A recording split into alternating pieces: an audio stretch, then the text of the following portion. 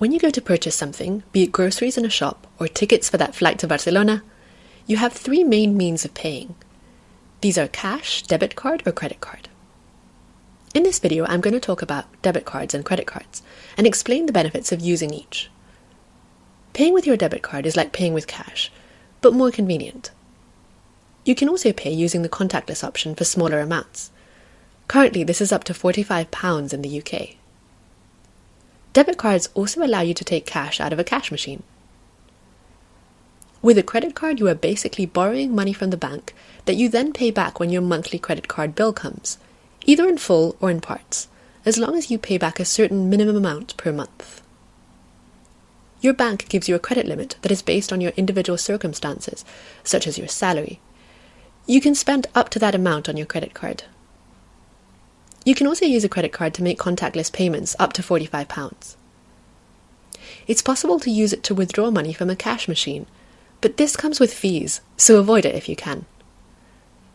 So the big question is, which card do you use when? Actually, the biggest question is, what shall we have for dinner today? But just for now, let's stick with credit and debit cards.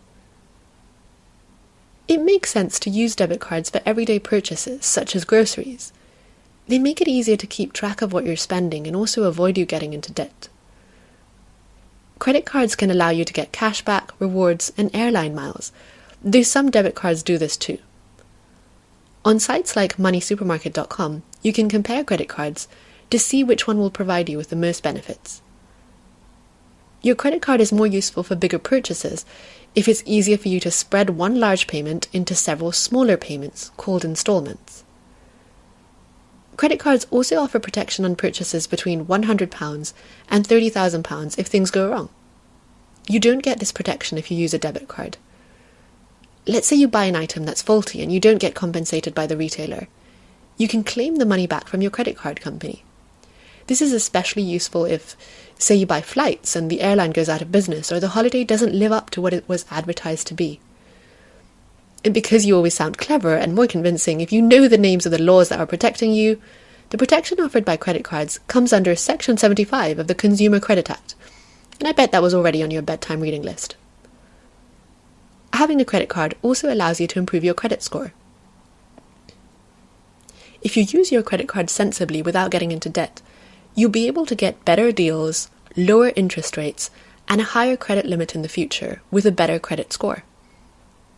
Not to put them on a pedestal or give them a big head, but the benefits of credit cards don't end there.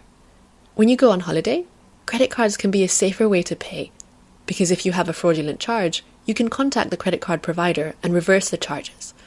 But remember, it can be very tempting to spend more on a credit card than you are able to pay back. Avoid this and spend only what you can afford. You'll thank yourself in the long run. If you found this video useful, please like it, share it with others, and subscribe to the channel for more money videos.